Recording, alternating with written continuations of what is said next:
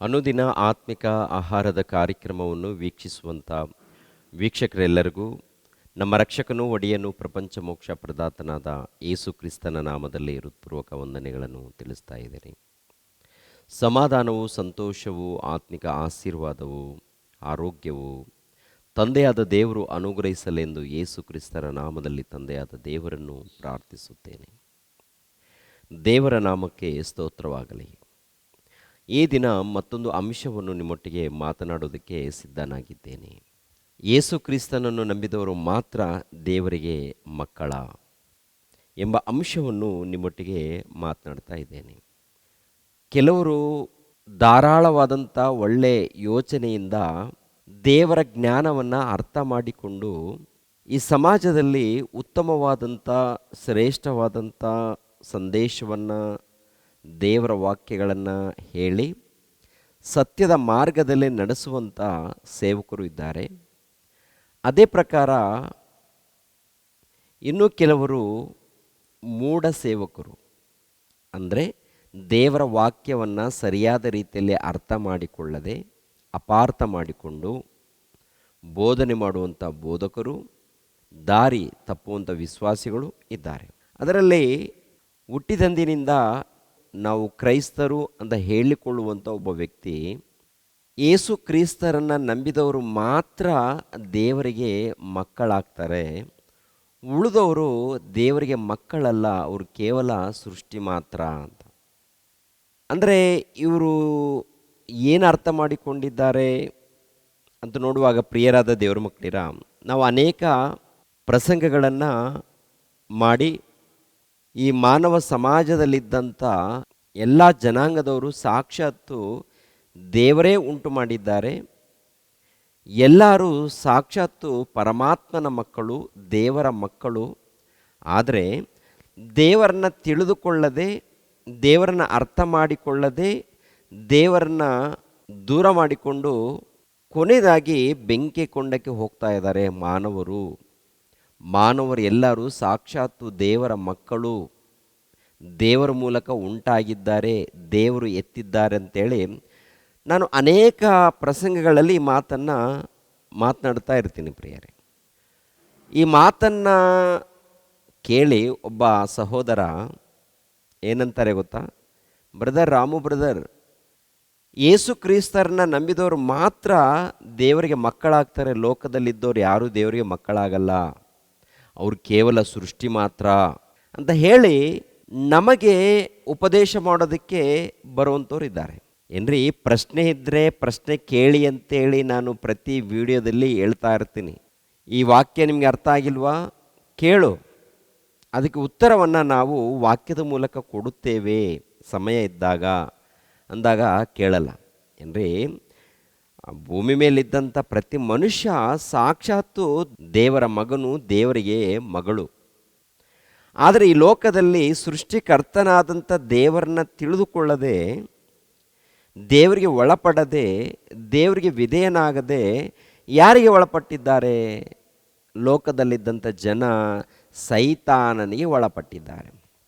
ಸೈತಾನನಿಗೆ ಒಳಪಟ್ಟು ಸೈತಾನನ ಹತೋಟಿಲಿದ್ದು ಕೊನೆಯದಾಗಿ ಸತ್ತು ಹೋದರೆ ಬೆಂಕಿಯ ಕುಂಡಕ್ಕೆ ಹೋಗ್ತಾ ಇದ್ದಾರೆ.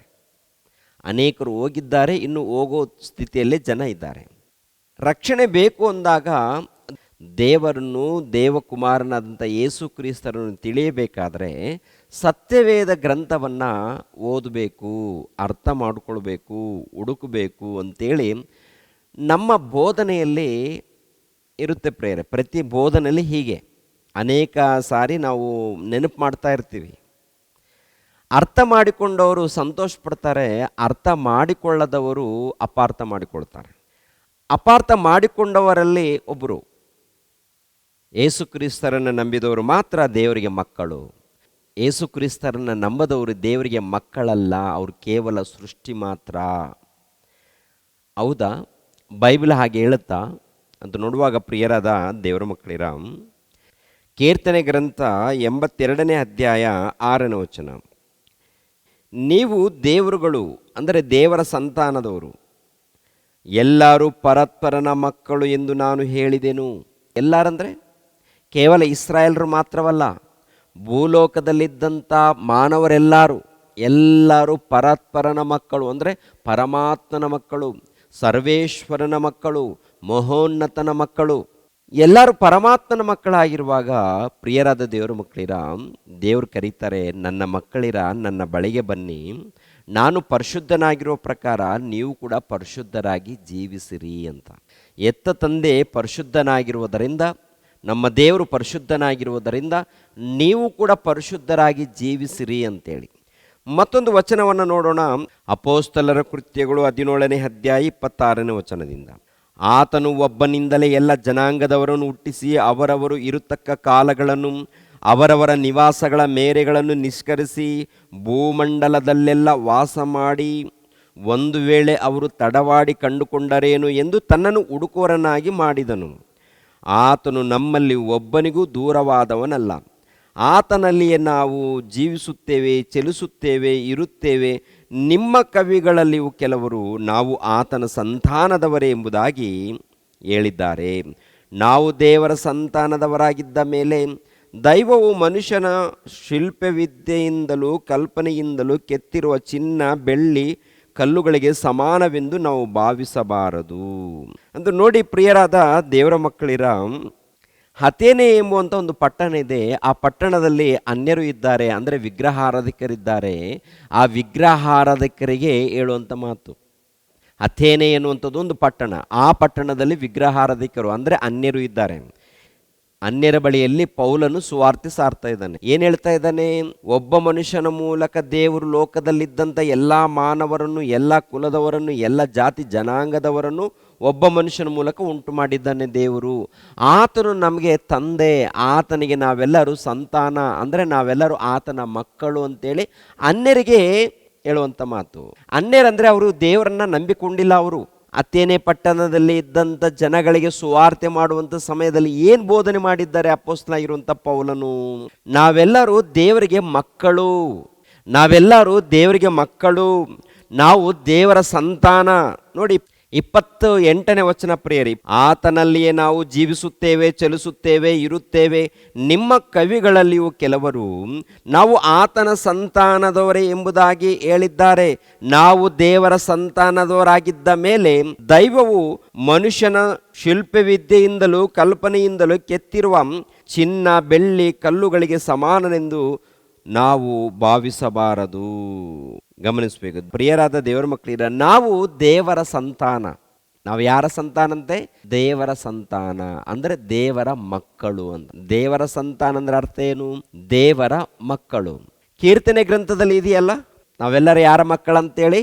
ಪರಸ್ಪರನ ಮಕ್ಕಳು ಅಂತೇಳಿ. ಅಂದರೆ ಎಲ್ಲರೂ ಭೂಲೋಕದಲ್ಲಿದ್ದಂಥ ಎಲ್ಲ ಮಾನವರು ಹೇಳ್ತಾರ, ಕೆಲವರು ಹೇಳ್ತಾರ ಎಲ್ಲ ಮಾನವರು ನನ್ನ ಮಕ್ಕಳು ಅಂತ ಹೇಳ್ತಾರೆ. ದೇವರ ಮಕ್ಕಳು ಏನಾಗಿದ್ದಾರೆ ಲೋಕದಲ್ಲಿ? ದೇವರನ್ನ ಬಿಟ್ಟು ಅಂಧಕಾರದ ದೊರೆತನದಲ್ಲಿದ್ದಾರೆ. ಮತ್ತೇನು ಮಾಡಿದ್ದಾರೆ ದೇವರು? ಕಾಪಾಡೋದಕ್ಕೆ ತನ್ನ ಪ್ರವಾದಿಗಳನ್ನು ಕಳಿಸ್ಕೊಟ್ಟಿದ್ದಾರೆ. ಹಳೆ ಒಡಂಬಡಿಕೆಯಲ್ಲಿ ನೋಡುವಾಗ ಅನೇಕ ಮಂದಿ ಪ್ರವಾದಿಗಳನ್ನು, ನೀವೆಲ್ಲರೂ ನನ್ನ ಮಕ್ಕಳು, ನನ್ನ ಬಳಿಗೆ ಬನ್ನಿ, ನನ್ನ ಮಾತನ್ನು ಕೇಳಿ. ಹೊಸ ಒಡಂಬಡಿಕೆಯಲ್ಲಿ ಯೇಸು ಕ್ರಿಸ್ತರ ಮೂಲಕ ಕರೆದ್ರ, ಇಸ್ರಾಯೇಲ್ರನ್ನ ಮಾತ್ರವಲ್ಲ, ಲೋಕದಲ್ಲಿದ್ದಂಥ ಜನಾಂಗದವರನ್ನ ಕರೆದಿಲ್ವಾ? ಎಲ್ಲರನ್ನ ಕರೆದಿದ್ದಾರೆ. ಏನ್ರಿ, ಅಪೊಸ್ತಲರು ಸುವಾರ್ತೆ ಮಾಡಿದ್ದಾರೆ, ಪೌಲನು ಸುವಾರ್ತೆ ಮಾಡಿದ್ದಾರೆ, ಅನ್ಯರ ಮಧ್ಯದಲ್ಲಿ ಸುವಾರ್ತೆ ಮಾಡಿದ್ದಾರೆ. ಸುವಾರ್ತೆ ಮಾಡುವಾಗ ನಾವು ದೇವರ ಮಕ್ಕಳು ಅಂತಾನೆ ಹೇಳಿದ್ದಾರೆ. ಪ್ರಿಯ ದೇವರ ಮಕ್ಕಳಾಗಿರುವಂಥ ನಾವು ಸೈತಾನನಿಗೆ ಒಳಪಟ್ಟಿರೋದರಿಂದ ದೇವರಿಂದ ದೂರ ಆಗಿದ್ದೀವಿ. ದೇವರಿಂದ ದೂರವಾದಂಥ ಮಕ್ಕಳಾಗಿರುವಂಥ ನಮ್ಮನ್ನ ಕಾಪಾಡೋದಕ್ಕೆ ಯಾರು ಬಂದರು? ದೈವಕುಮಾರನಾದಂಥ ಯೇಸು ಕ್ರಿಸ್ತರು ಭೂಲೋಕಕ್ಕೆ ಬಂದರು. ಅವ್ರ ಮೂಲಕ ನಮಗೆ ರಕ್ಷಣೆ ಮಾರ್ಗ ಸಿಕ್ಕಿದೆ. ಅವ್ರ ಮೂಲಕ ದೇವರ ಬಳಿಗೆ ಸೇರೋದಕ್ಕೆ ಅನುಕೂಲವಾಗಿದೆ ಅಂತೇಳಿ ನೋಡಿ. ಹಿಬ್ರಿಯರಿಗೆ ಬರೆದ ಪತ್ರಿಕೆ 2ನೇ ಅಧ್ಯಾಯ 14ನೇ ವಚನ, ಇದಲ್ಲದೆ ಮಕ್ಕಳು ರಕ್ತ ಮಾಂಸಧಾರಿಗಳಾಗಿರುವುದರಿಂದ ಆತನು ಅವರಂತೆಯೇ ಆದನು. ಯಾರಂತೆ ಆದನಂತೆ? ದೇವರ ಮಕ್ಕಳು ಏನಾಗಿದ್ದಾರಂತೆ? ಶರೀರಧಾರಿಗಳಾಗಿರುವುದರಿಂದ ಆತನು, ಅಂದರೆ ಯೇಸು ಕ್ರಿಸ್ತನು ಶರೀರಧಾರಿಯಾಗಿ ಬಂದನು, ರಕ್ತ ಮಾಂಸಧಾರಿಯಾಗಿ ಬಂದನು. ಯಾಕೆ ಬಂದಿದ್ದಾನೆ? ದೇವರ ಮಕ್ಕಳು ಅಂಧಕಾರದ ದೊರೆತನದಲ್ಲಿ ಇರುವುದರಿಂದ, ಸೈತಾನನಿಗೆ ಒಳಪಟ್ಟಿರುವುದರಿಂದ, ಸೈತಾನನಿಗೆ ದಾಸರಾಗಿರುವುದರಿಂದ ಆ ಮಕ್ಕಳನ್ನು ಬಿಡಿಸೋದಕ್ಕೆ ಅವರಂತೆ ರಕ್ತ ಮಾಂಸಧಾರಿಯಾದರು. ಇವ್ರು ಯಾರಪ್ಪ ಅಂದರೆ ಅಲ್ಲೊಂದು ವಚನ ಇಲ್ಲೊಂದು ವಚನ ಇಟ್ಕೊಳ್ತಾರೆ, ಬೋಧನೆ ಇದ್ದದ್ದು ಇದ್ದ ಹಾಗೆ ಬೋಧನೆ ಮಾಡುವಂಥ ನಮ್ಮಂಥವ್ರಿಗೆ ಕಿರಿಕಿರಿ ಮಾಡ್ತಾರೆ. ಲೋಕದಲ್ಲಿ ಸುಳ್ಳು ಬೋಧನೆ ಮಾತಾಡೋರು ಇರ್ತಾರೆ, ಅಲ್ಲದು ಸಲ್ಲದು ಮಾಯ ಬೋಧನೆ ಮಾಡೋರು ಇರ್ತಾರೆ. ಅಂಥವರ ಬಳಿಯಲ್ಲಿ ಇವರು ಮಾತಾಡಲ್ಲ, ಪ್ರಶ್ನೆನೂ ಹಾಕಲ್ಲ, ಕೇಳೋಕ್ಕೂ ಹೋಗಲ್ಲ, ಮನೆಯಲ್ಲಿ ಭಜನೆ ಮಾಡ್ಕೊಂಡು ಕೂತ್ಕೊಳ್ತಾರೆ. ಹೊರಗಡೆ ಸುವಾರ್ತೆ ಮಾಡೋಕ್ಕೆ ಹೋಗಲ್ಲ, ಇವರು ಹೊರಗಡೆ ಸುವಾರ್ತೆಗೆ ಹೋಗಲ್ಲ, ವಾಕ್ಯ ಹೇಳೋಕ್ಕೂ ಹೋಗಲ್ಲ, 4 ಮಂದಿಗೆ ತಿಳಿಸಿ ರಕ್ಷಣೆ ಮಾರ್ಗದಲ್ಲಿ ನಡೆಸಬೇಕು ಎಂಬ ಚಿಂತೆ ಇಲ್ಲ. ಮನೆಯಲ್ಲಿ ಕೂಡ ರಕ್ಷಣೆ ಹೊಂದಿದ್ದಾರೋ ಇಲ್ವೋ ಗೊತ್ತಿಲ್ಲ, ವಾಕ್ಯದ ಪ್ರಕಾರ ದೀಕ್ಷೆ ಸ್ಥಾನ ಪಡ್ಕೊಂಡಿದ್ದಾರೋ ಇಲ್ವೋ ಗೊತ್ತಿಲ್ಲ. ಒಟ್ಟಿನಲ್ಲಿ ಏನಪ್ಪ ಅಂದರೆ ಯಾವುದೋ ಒಂದು ಕಲ್ಲು ಹಾಕಬೇಕು ಈ ಲೋಕದಲ್ಲಿ, ಅದನ್ನು ಕಲ್ತ್ಕೊಂಡಿದ್ದಾರೆ ಈ ಸಮಾಜದಲ್ಲಿ. ಬದಲಾವಣೆ ಆಗಿಲ್ಲ, ಬದುಕು ಬದಲಾಗಬೇಕು. ನಿಜವಾಗ್ಲೂ ವಾಕ್ಯದ ಪ್ರಕಾರ ಹೇಳ್ತಾ ಇದ್ದಾರಾ ಇಲ್ವಾ ಗಮನಿಸಬೇಕು. ಹುಟ್ಟಿದಂದಿಂದ ಕ್ರೈಸ್ತರಾದರೆ ದೇವರ ಜ್ಞಾನ ಇರಬೇಕು, ದೇವರ ಜ್ಞಾನದಿಂದ ಮಾತಾಡಬೇಕು, ವಿವೇಕದಿಂದ ಮಾತಾಡಬೇಕು. ಭೂಲೋಕದಲ್ಲಿದ್ದಂಥ ಎಲ್ಲ ಮಾನವರು ಸಾಕ್ಷಾತ್ತು ದೇವರಿಗೆ ಮಕ್ಕಳು. ದೇವರಿಗೆ ಮಕ್ಕಳಾದಂಥ ಇವರು ದೇವರನ್ನ ಬಿಟ್ಟು ಪಾಪ ಮಾಡಿರೋದರಿಂದ, ಸೈತಾನನಿಗೆ ಒಳಪಟ್ಟಿರೋದರಿಂದ, ಅಂಧಕಾರದ ದೊರೆತನದಲ್ಲಿ ಇದ್ದದರಿಂದ ದೈವಕುಮಾರನಾದಂಥ ಯೇಸು ಕ್ರಿಸ್ತರು ಇವರನ್ನು ಕಾಪಾಡೋದಕ್ಕೆ ಭೂಲೋಕಕ್ಕೆ ಶರೀರ ಆಕಾರವನ್ನು ಧರಿಸ್ಕೊಂಡು ಬಂದರು. ಯೇಸು ಕ್ರಿಸ್ತರು ನಂಬಿಕೊಂಡ್ರೆ ದೇವರ ಬಳಿಯಲ್ಲಿ ಹೋಗೋದಕ್ಕೆ ಅನುಕೂಲವಾಗಿ ಮಾಡಿಕೊಟ್ರು. ಪ್ರಿಯರೇ, ಗಮನಿಸ್ರಿ ವಾಕ್ಯಗಳನ್ನು ಮತ್ತೊಂದು ಸಾರಿ. ಇಬ್ರಿಯರಿಗೆ ಬರೆದ ಪತ್ರಿಕೆ 2ನೇ ಅಧ್ಯಾಯ 14. ಇದಲ್ಲದೆ ಮಕ್ಕಳು ರಕ್ತ ಮಾಂಸಧಾರಿಗಳಾಗಿರುವುದರಿಂದ ಆತನು ಅವರಂತೆಯೇ ಆದನು. ತನ್ನ ಮರಣದಿಂದಲೇ ಮರಣಾಧಿಕಾರಿಯನ್ನು ಅಂದರೆ ಸೈತಾನನನ್ನು ಅಡಗಿಸಿ ಬಿಡುವುದಕ್ಕೂ ಮರಣ ಭಯದ ದೆಸೆಯಿಂದ ತಮ್ಮ ಜೀವಮಾನದಲ್ಲೆಲ್ಲ ದಾಸತ್ವದೊಳಗಿದ್ದವರನ್ನು ಬಿಡಿಸುವುದಕ್ಕೂ ಅವರಂತೆ ರಕ್ತ ಮಾಂಸಧಾರಿಯಾದನು. ಯಾರಂತೆ? ದೇವರ ಮಕ್ಕಳಂತೆ. ದೇವರ ಮಕ್ಕಳು ಭೂಲೋಕದಲ್ಲಿದ್ದಾರಲ್ಲ, ಇದ್ದಂಥ ಮಕ್ಕಳು ರಕ್ತ ಮಾಂಸಧಾರಿಗಳಾಗಿದ್ದಾರೆ. ರಕ್ತ ಮಾಂಸಧಾರಿಗಳಾಗಿದ್ದಂಥ ಈ ಮಕ್ಕಳು ಅಂದರೆ ಮಾನವರು ಸೈತಾನನಿಗೆ ಒಳಪಟ್ಟಿದ್ದಾರೆ, ಸೈತಾನನಿಗೆ ದಾಸರಾಗಿದ್ದಾರೆ, ಗುಲಾಮರಾಗಿದ್ದಾರೆ. ಗುಲಾಮರಾದಂಥ ದಾಸರಾದಂಥ ಇವರನ್ನು ಬಿಡಿಸಲು ಪರಲೋಕದಿಂದ ಈ ಲೋಕಕ್ಕೆ ಬರಬೇಕಾದಂಥ ಪರಿಸ್ಥಿತಿ ಬಂದಿದೆ. ಪ್ರಿಯರೇ, ಬಂದು ಶ್ರೇಷ್ಠವಾದಂಥ ಜ್ಞಾನ ಸಾರಿದ್ರು, ಆಮೇಲೆ ರಕ್ಷಣೆ ಮಾರ್ಗವನ್ನು ಕಲ್ಪಿಸಿಕೊಟ್ರು, ನಿತ್ಯ ಜೀವದ ಮಾರ್ಗವನ್ನು ಕಲ್ಪಿಸಿಕೊಟ್ರು. ಈ ನಿತ್ಯ ಜೀವದ ಮಾರ್ಗವನ್ನು ಟೋಟಲ್ ಪ್ರಪಂಚಕ್ಕೆ ಹರಡಲಿ ಅಂತೇಳಿ ತನ್ನ ಶಿಷ್ಯರಿಗೆ ಹೇಳಿದಾಗ ಪ್ರಪಂಚಕ್ಕೆ ಹರಡುವಂತೆ ಮಾಡ್ತಾರೆ. ಯಾರು ನಂಬಿ ದೀಕ್ಷಾಸ್ಥಾನ ಪಡ್ಕೊಳ್ತಾರೋ ಅವರಿಗೆ ರಕ್ಷಣೆ ಬರುತ್ತೆ, ನಿತ್ಯ ಜೀವ ಸಿಗುತ್ತೆ, ದೇವರ ಬಳಿಗೆ ಪ್ರವೇಶಿಸೋದಕ್ಕೆ ಅನುಕೂಲವಾಗುತ್ತೆ ಅಂತ ಹೇಳಿ ಈ ರಾಜ್ಯ ಸುವಾರ್ತೆಯನ್ನು ತನ್ನ ಶಿಷ್ಯರಿಗೆ ಹೇಳ್ತಾರೆ, ತನ್ನ ಶಿಷ್ಯರು ಲೋಕಕ್ಕೆ ಸಾರ್ತಾರೆ. ಪ್ರಿಯರೇ, ಅದು ನಡೆಯುತ್ತೆ ತಾನೇ, ಅರ್ಥ ಮಾಡ್ಕೊಳ್ಬೇಕು. ಎಫೆಸದವರಿಗೆ ಬರೆದ ಪತ್ರಿಕೆ 2ನೇ ಅಧ್ಯಾಯ 11ನೇ ವಚನದಿಂದ, ನೀವು ಜನ್ಮದಿಂದ ಅನ್ಯ ಜನರಾಗಿದ್ದೀರಿ, ಶರೀರದಲ್ಲಿ ಕೈಯಿಂದ ಸುನ್ನತಿ ಮಾಡಿಸಿಕೊಂಡು ಸುನ್ನತಿಯವರೆನಿಸಿಕೊಳ್ಳುವವರು ನಿಮ್ಮನ್ನು ಸುನ್ನತಿ ಇಲ್ಲದವರೆಂದು ಹೇಳುತ್ತಾರೆ. ನೀವು ಪೂರ್ವಕಾಲದಲ್ಲಿ ಕ್ರಿಸ್ತನನ್ನು ಸೇರದವರಾಗಿದ್ದು ಇಸ್ರಾಯೇಲ್ಯರ ಹಕ್ಕಿನಲ್ಲಿ ಪಾಲಿಲ್ಲದವರು, ಅಬ್ರಹಾಮನಿಗೆ ಉಂಟಾದ ವಾಗ್ದಾನಕ್ಕೆ ಸಂಬಂಧವಾದ ಒಡಂಬಡಿಕೆಗಳಲ್ಲಿ ಸೇರದವರು, ಈ ಲೋಕದಲ್ಲಿ ಯಾವ ನಿರೀಕ್ಷೆ ಇಲ್ಲದವರು, ದೇವರನ್ನು ಅರಿಯದವರು ಆಗಿದ್ದೀರೆಂದು ಜ್ಞಾಪಕ ಮಾಡಿಕೊಳ್ಳಿರಿ. ಅಂದರೆ ಅನ್ಯರಿಗೆ ಹೇಳ್ತಾ ಇದ್ದಾರೆ. ಯಾರಿಗೆ? ಎಫೆಸ ಸಭೆಯಲ್ಲಿದ್ದಂಥ ಭಕ್ತರಿಗೆ, ಕ್ರೈಸ್ತರಿಗೆ. ಒಂದು ಕಾಲದಲ್ಲಿ ನೀವು ಅನ್ಯರಾಗಿದ್ದೀರಿ, ಒಂದು ಕಾಲದಲ್ಲಿ ದೇವರ ಬಗ್ಗೆ ನಿಮಗೆ ಗೊತ್ತಿಲ್ಲ, ಇಸ್ರಾಯೇಲ್ರ ಒಂದು ಸಹವಾಸದಲ್ಲಿ ನೀವಿಲ್ಲ, ನಿಮ್ಮ ಬಳಿಯಲ್ಲಿ ಧರ್ಮಶಾಸ್ತ್ರ ಇರಲಿಲ್ಲ. ಏನು ಮಾಡಿದ್ದಾರೆ? ಯೇಸು ಕ್ರಿಸ್ತರ ಮೂಲಕ ಇಸ್ರಾಯೇಲ್ಯರನ್ನು ನಿಮ್ಮನ್ನು ಒಂದು ಮಾಡಿದ್ದಾರೆ. ಇಸ್ರಾಯೇಲ್ಯರನ್ನು ಅನ್ಯರಾಗಿರುವಂಥ ನಿಮ್ಮನ್ನು ಇವಾಗ ನಿಮಗೆ ದೇವರ ಬಳಿಯಲ್ಲಿ ಹೋಗೋದಕ್ಕೆ ಒಂದು ಅನುಕೂಲವಾದಂಥ ಮಾರ್ಗವನ್ನು ಕಲ್ಪಿಸಿಕೊಟ್ಟಿದ್ದಾರೆ. ಅದೇ ಹೇಳ್ತಾರೆ ಪ್ರಿಯರೇ. ನೋಡಿ, ಮೊದಲು ದೂರವಾಗಿದ್ದ ನೀವು ಕ್ರಿಸ್ತ ಯೇಸುವನ್ನು ಸೇರಿದವರಾಗಿದ್ದು ಆತನ ರಕ್ತದ ಮೂಲಕ ಸಮೀಪಸ್ಥರಾಗಿದ್ದೀರಿ. ನಿಮ್ಮನ್ನು ನಮ್ಮನ್ನು ಒಂದು ಮಾಡಿದವನಾದ ಆತನೇ ನಮಗೆ ಸಮಾಧಾನ ಕರ್ತೃವಾಗಿದ್ದಾನೆ.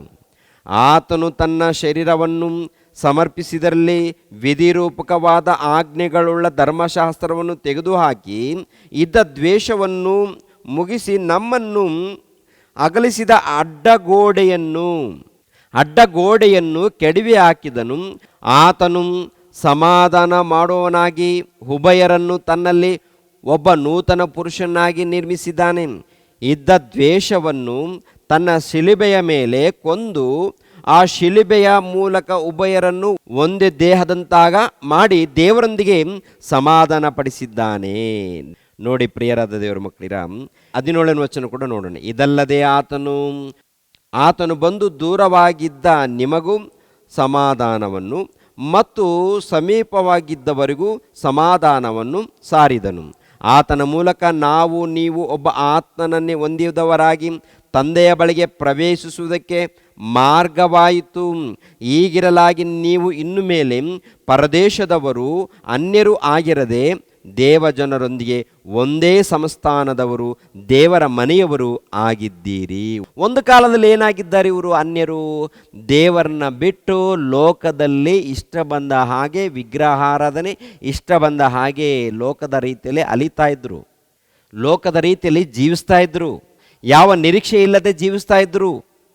ದೇವರನ್ನ ಬಿಟ್ಟು, ದೇವರನ್ನ ತಿಳಿಯದೆ, ದೇವರನ್ನ ಅರ್ಥ ಮಾಡಿಕೊಳ್ಳದೆ. ಇವಾಗ ಯೇಸು ಕ್ರಿಸ್ತರ ಮೂಲಕ ಅನ್ಯರು ದೇವರನ್ನ ನಂಬಿಕೊಂಡಿರುವುದರಿಂದ ಏನಾಗಿದ್ದಾರೆ?